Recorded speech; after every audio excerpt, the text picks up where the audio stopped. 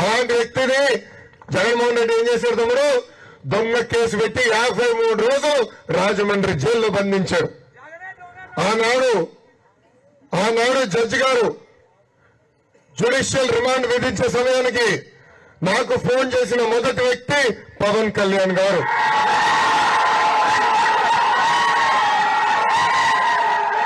ఆనాడు ఆయన ఫోన్ చేసి ఒకే ఒక మాట చెప్పారు, లోకేష్ ధైర్యంగా ఉండు, ముందరికెళ్ళు, నీకు ఒక అన్నగా నిలబడతాను నేనని. అందుకే ఆ రోజు నుంచి ముద్దుగా పవన్ అన్నా అని నేను పవన్ కళ్యాణ్ గారిని పిలుస్తా మొదలుపెట్టాను. నా 53 రోజులు మా కుటుంబమే కాదు, తెలుగుదేశం పార్టీ కాదు, రాష్ట్రం మొత్తం ఒక నరకం అనుభవించింది. చేయని తప్పుకి చంద్రబాబు నాయుడు గారిని జైలుకు పంపించాడు. ఆ 53 రోజులే కాదు, ఇప్పటి వరకు కూడా నాకు అండగా నిలబడిన వ్యక్తి పవన్ అన్నా అని ఈ సభకు మీ అందరికీ నేను చెప్తున్నా.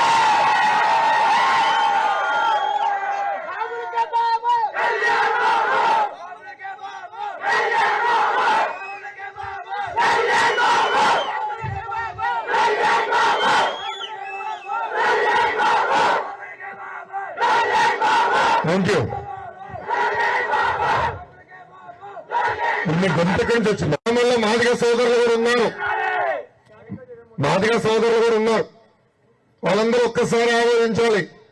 చంద్రబాబు నాయుడు గారు ముఖ్యమంత్రిగా ఉన్నప్పుడు దళిత సోదరుల కోసం 27 సంక్షేమ కార్యక్రమాలు చేశారు. ఎప్పుడు లేని విధంగా పెళ్లి కానుక గాని పండగ కానుకలు గాని ఆనాడు అందిస్తాం జరిగింది. ఆనాడు దళిత సోదరులు గుండెల్లో పెట్టుకుని కాపాడుకున్న వ్యక్తి చంద్రబాబు నాయుడు గారు.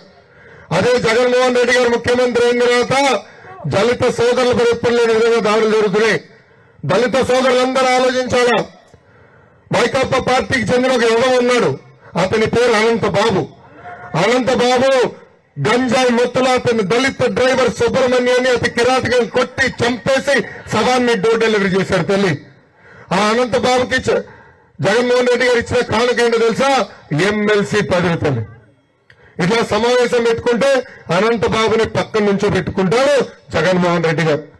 ఇంతేకాదు తల్లి, ఓం ప్రతాప్ అని ఒక కుర్రోడు పొంగనూరు నియోజకవర్గంలో కల్తీ మద్యం వ్యతిరేకంగా మాట్లాడినందుకు అతన్ని అర్ధరాత్రే అక్కడున్న పాపాల పెద్దిరెడ్డి ఆ దళిత కుర్రోడిని చంపేశారు.